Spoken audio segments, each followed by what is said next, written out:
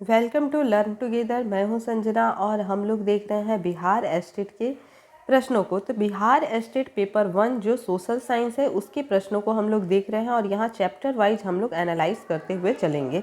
तो हर एक चैप्टर को हम लोग देखेंगे। इसके पहले मैंने 9th क्लास के पूरे हिस्ट्री को कंप्लीट कर दिया है। अब हम लोग 10th क्लास की हिस्ट्री में इंटर कर रहे हैं।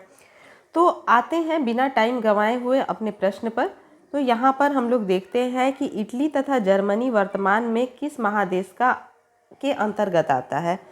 तो इटली और जर्मनी जो है ये वर्तमान में यूरोप महादेश के अंतर्गत आता है। Right answer is option number सी।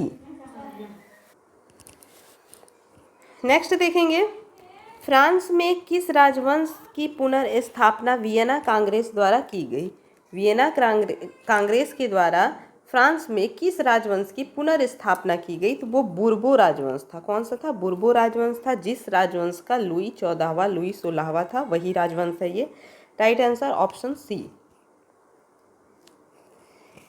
अगला देखेंगे, मेजनी का संबंध किस संगठन से था। तो मेजनी का जो संबंध है वो कार्बोनरी संगठन से था। किससे था? कार्बोनरी संगठन। Right answer is option B. Next, Italy एवं जर्मनी के एकीकरण के विरुद्ध निम्न में कौन था। इटली एवं जर्मनी के एकीकरण के विरुद्ध निम्न में से कौन था।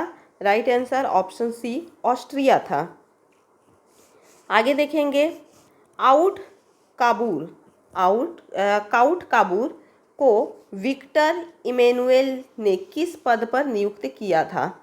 तो प्रधानमंत्री के पद पर नियुक्त किया था। Right answer option C. Next, Garibaldi पेशे से क्या था। गौरीबाल्टी पेशे से क्या था। तो नाविक था। क्या था? पेशे से नाविक था। Right answer option D. German Rhine राज्य का निर्माण किसने किया था। जर्मन राइन राज्य का निर्माण जो है वो नेपोलियन बोनापार्ट ने किया था। Right answer option B. Next देखेंगे, जालवेरीन कैसी संस्था थी। जालवेरीन जो थी ये कैसी संस्था थी। तो ये व्यापारियों की संस्था थी। Right answer option B. रक्त एवं लौह की नीति का अवमन किसने किया। तो इसको अगर हम लोग देखेंगे तो ये बिस्मार्क ने किया था। Right answer option C. Frankfurt की संधि हुई तो कब हुई थी। 1871 ईस्वी में, 1871 में। Right answer is option D.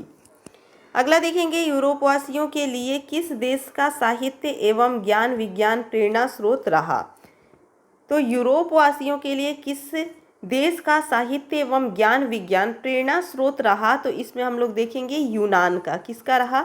यूनान का। Right answer option B. अगला है, नेपल्स की क्रांति कब हुई थी। नेपल्स की क्रांति कब हुई थी। 1821 में हुई थी, 1821 में। Right answer option B. Next है, चर्चिस्ट आंदोलन कहाँ हुआ। चर्चिस्ट आंदोलन कहाँ हुआ। इंग्लैंड में हुआ। चर्चिस्ट आंदोलन कहाँ हुआ। इंग्लैंड में। Right answer option D. अगला देखेंगे, यूनान को एक स्वतंत्र राष्ट्र घोषित किया गया। यूनान को एक स्वतंत्र राष्ट्र घोषित किया गया 1832 में। Right answer is option B. Carbonari संगठन किस वर्ष हुआ। कार्बोनरी संगठन जो है ये किस वर्ष हुआ। तो 1820 ईस्वी में हुआ। Right answer option number C. Adrianople की संधि कब हुई। एड्रियानो की संधि कब हुई। तो ये 1829 ईस्वी में हुई। Right answer option B. Next है, एड्रियानो की संधि किन दो देशों के बीच हुई। तो एड्रियानो की संधि कब हुई। तो 1829 में हुई। और ये किन दो देशों के बीच में हुई। तो तुर्की और यूनान के बीच हुई। किसके बीच? तुर्की और यूनान के बीच हुई। तो राइट आंसर ऑप्शन ए। अगला है, सेडान का युद्ध किसके बीच हुआ। सेडान का जो युद्ध है ये किसके बीच हुआ। तो ये फ्रांस और प्रशा के बीच हुआ। किसके बीच हुआ? फ्रांस और प्रशा के बीच हुआ। Right answer option C. किस देश का हंगरी पर पूर्ण आधिपत्य था। हंगरी पर पूर्ण आधिपत्य किस देश का था। तो ऑस्ट्रिया का था। Right answer option B. Next है, पोलैंड के विरुद्ध विद्रोह को किसने कुचल दिया। पोलैंड का जो विद्रोह था उसे रूस ने कुचल दिया। किसने? रूस ने। राइट आंसर ऑप्शन ए। अगला है, सन 1870 में फ्रांस और प्रशा के बीच युद्ध कहाँ हुआ। फ्रांस और प्रशा के बीच में 1870 में युद्ध जो था वो सेडान में हुआ। कहाँ पर? सेडान में।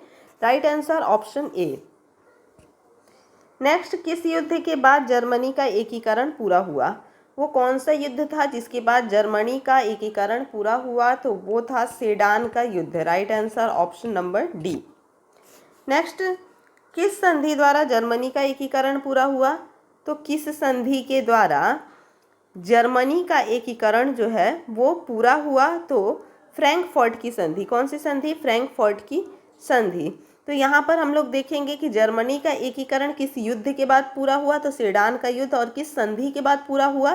तो फ्रैंकफर्ट की संधि। जर्मनी एवं इटली के एकीकरण के समय फ्रांस का शासक कौन था? जर्मनी और इटली के एकीकरण के समय फ्रांस का शासक कौन था? तो नेपोलियन III था। कौन था? नेपोलियन III था। Right answer option B. अगला है, राष्ट्रवाद की अवधारणा का जन्म किस घटना से माना जाता है? कौन सी ऐसी घटना थी जिसके बाद से राष्ट्रवाद की अवधारणा को माना जाता है? तो ये थी पुनर्जागरण। क्या, कौन सी घटना थी? पुनर्जागरण। राइट आंसर ऑप्शन ए। नेक्स्ट, किसने कहा था जब फ्रांस छींकता है तो बाकी यूरोप को सर्दी जुकाम हो जाती है? ये कथन किसका था? मैटरनिक का था। किसका था? मैटरनिक का था। राइट आंसर ऑप्शन ए। आगे देखेंगे, 1830 की क्रांति के बाद फ्रांस में किस प्रकार का शासन स्थापित हुआ था? तो किस प्रकार का शासन स्थापित हुआ था? निरंकुश राजतंत्र स्थापित हुआ था। Right answer option A. लाल कुर्ती की टुकड़ी का गठन किसने किया था? तो लाल कुर्ती की जो टुकड़ी थी उसका गठन गैरीबाल्डी ने किया था। Right answer option number D. Sadowa के युद्ध में किसकी पराजय हुई? सेडाओ के युद्ध में किसकी पराजय हुई? तो ऑस्ट्रिया की पराजय हुई इसमें। Right answer option C. Europe का मरीज किसे कहा जाता था? कौन सा देश है जिसे यूरोप का मरीज कहा गया? तो ये तुर्की को कहा गया। Right answer option C. अगला देखेंगे, नेपोलियन ने जर्मनी में किस संघ की स्थापना की? नेपोलियन ने जर्मनी में किस संघ की स्थापना की? तो इसने राइन संघ की स्थापना की। नेपोलियन ने जर्मनी में राइन संघ की स्थापना की। Right answer option C. Next, किस संविधान द्वारा स्वतंत्र यूनान राष्ट्र की स्थापना हुई? तो स्वतंत्र यूनान राष्ट्र की स्थापना कुस्तुतुनिया के संधि द्वारा हुई। कब हुई? तो कुस्तुतुनिया के संधि द्वारा। किस संधि के द्वारा हुई? कुस्तुतुनिया के संधि के द्वारा। Right answer option B. Next, young Europe की स्थापना किसने की? यंग यूरोप की स्थापना मेजनी ने की। किसने की? मेजनी ने यंग यूरोप की स्थापना की। Right answer option B.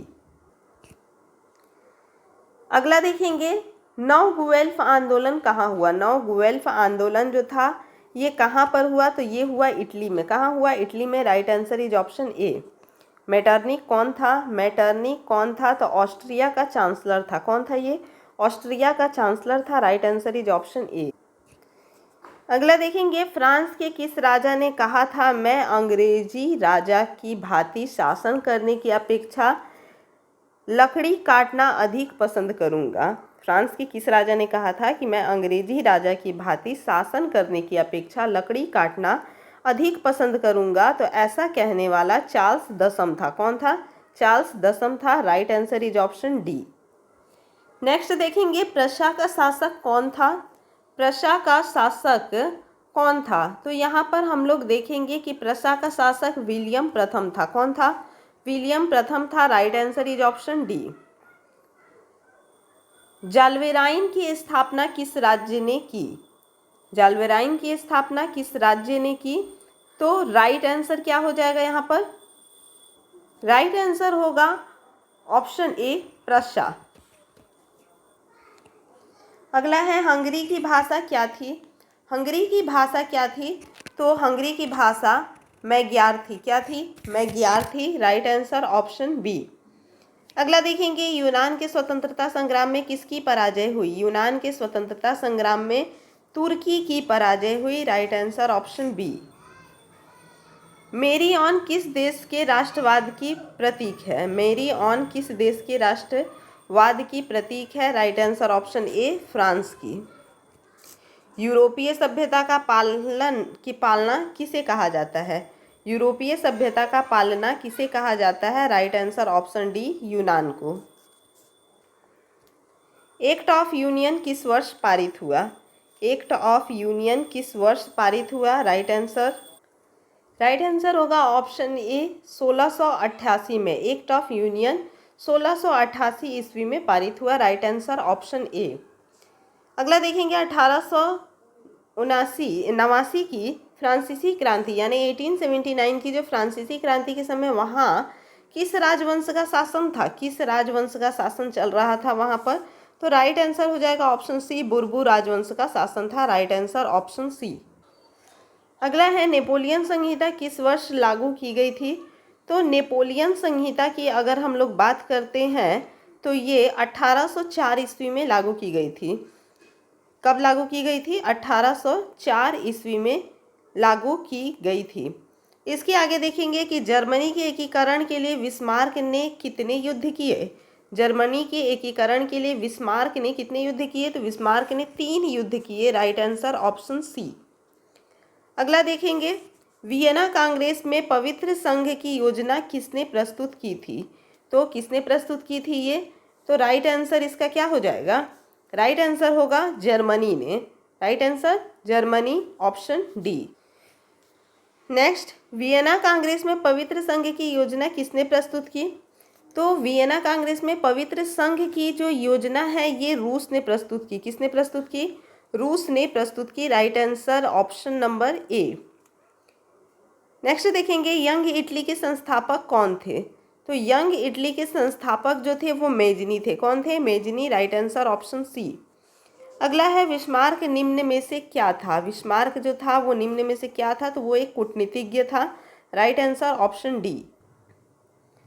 अगला देखेंगे सार्डिनिया पिडमाउंट का शासक कौन था? सार्डिनिया पिडमाउंट का शासक कौन था? Victor Emmanuel. कौन था? विक्टर इमैनुअल था। Right answer option C. इसके आगे देखेंगे यूनानी स्वतंत्रता आंदोलन के दौरान कौन ब्रिटिश कवि शहीद हुए? यूनानी स्वतंत्रता आंदोलन के दौरान कौन ब्रिटिश कवि शहीद हुए? Right answer option A, Lord Byron. Lord Byron. Right answer is option A. अगला देखते हैं वियना कांग्रेस के द्वारा फ्रांस में किस शासक वंश की पुनर्स्थापना की गई थी? तो फ्रांस में बुर्बो राजवंश की स्थापना फिर से की गई थी, पुनर्स्थापना की गई थी। तो राइट आंसर हो जाएगा ऑप्शन सी। तो इसी प्रकार से हमारे और भी वीडियोस देखने के लिए चैनल के साथ में बने रहें। अगर अभी तक सब्सक्राइब नहीं किए हैं तो सब्सक्राइब कर दीजिए। वीडियो अगर अच्छा लगा हो तो इसे लाइक और शेयर कीजिए। धन्यवाद।